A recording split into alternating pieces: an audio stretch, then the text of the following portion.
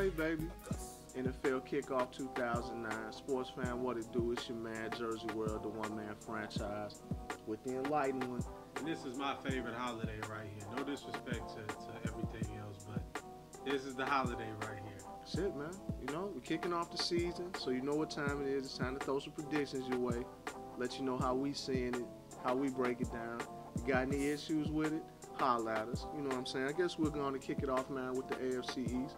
Let you know who we think is going to win that division. What you think, man? All right, as far as the AFC East, to see the additions they made, they always making bold moves, it's the Patriots.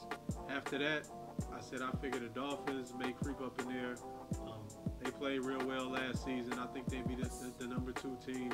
And on my list, I had them followed by the Jets and then the Bills. I say that because for some reason, I kind of believe in the new regime up there in New York.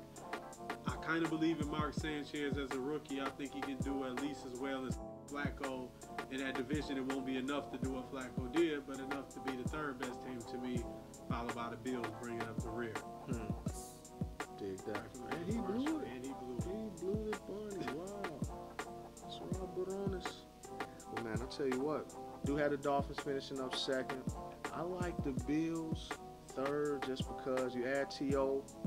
I mean, hey, you add T.O. The Jets, rookie quarterback. I like Sanchez too, but the only difference between him and what the rookies did last year is he doesn't have a defense that's as good as those other 2 teams, and he definitely doesn't have a running game. Thomas Jones was nice, but I think Brett Favre had a lot to do with that. You know, teams were worried about Brett beating them, and I think that's why Thomas Jones was able to have the type of year he had. But AFC East, definitely New England's to win, no question about it. I wouldn't be surprised at 14-2. I want to see them on the field against people again, you know, because that year wasn't fair. How do you guard a team with Randy Moss on this side and Joey Galloway on the other side? And then you got Wes Welker just exactly, and that's the worst part because when you drop that other, if you have to leave a safety back on both sides, like stop it. Wes Welker catch 200 passes. It's like dangerous. It's tough, man. I'd hate to be the opposing defensive coordinator trying to stop those guys. So yeah, the AFC East, I don't think it's too much question, at least to us. Right. Right. As far as the AFC North is concerned, I like these guys we're watching right now. I think Pittsburgh is, they're not looking too good right now as Tennessee just gets a sack, stops them on third down. Yeah, there was a jailbreak. Let's meet up at the quarterback. But I do think Pittsburgh has enough to win that division. Tough division. I think it could be a sleeper to come out of this division. Pittsburgh, I think they'll be about 12-4, followed up by Baltimore, followed up by Cincinnati. Got Cleveland bringing up the bottom in that division, man. I just don't know what they're really going to do. So for the AFC North, you spoke about thinking you see a sleeper in there. I went with a sleeper. I think Baltimore will take the division. With Baltimore, then I went with the champ second, then Cincinnati, then Cleveland. And it brings us now to the AFC South. Very interesting division. The Titans, I don't pick them to repeat as AFC South champs. I think that it's going to actually go to the Indianapolis Colts. Do have the Titans second. I tell you who I like, though. A sleeper in this particular division could actually be the Houston Texans. If they overtake Tennessee, it wouldn't surprise me. I think they're due for about a 10-6 season of their own.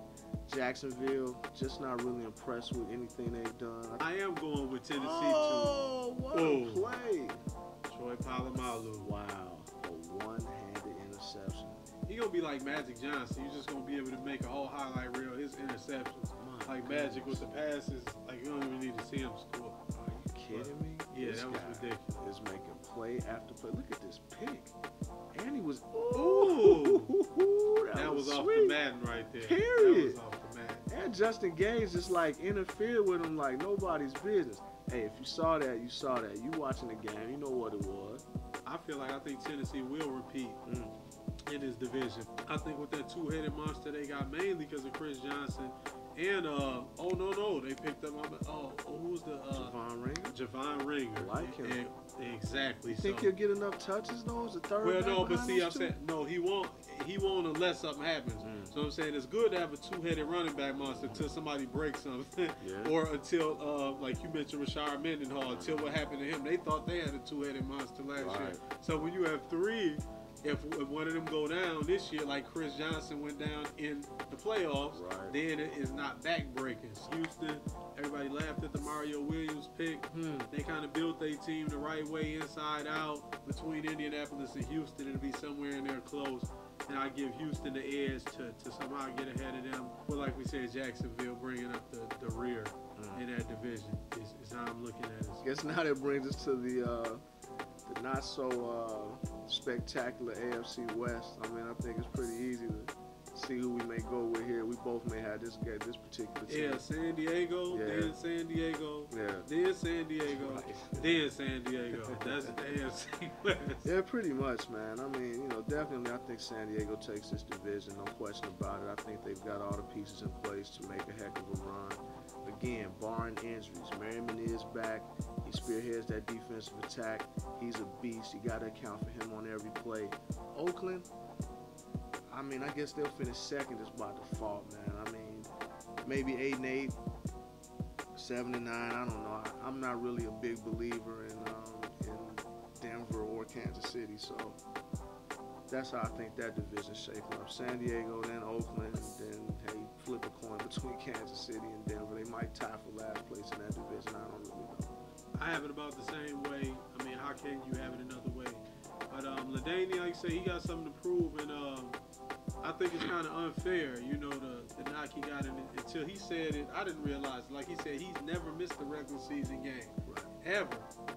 But he got some untimely injuries at playoff time, and now the knock's kind of on him always weak. He lost a step. I think he's going to come back healthy with something to prove. But with Oakland, I feel this is the year, you know, Al Davis, he's made these kind of radical moves.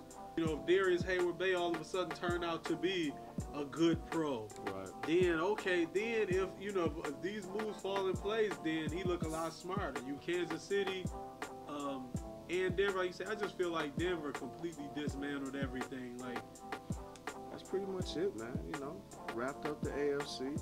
You saw how we doing it. We'll give you a little NFC breakdown. Stay tuned.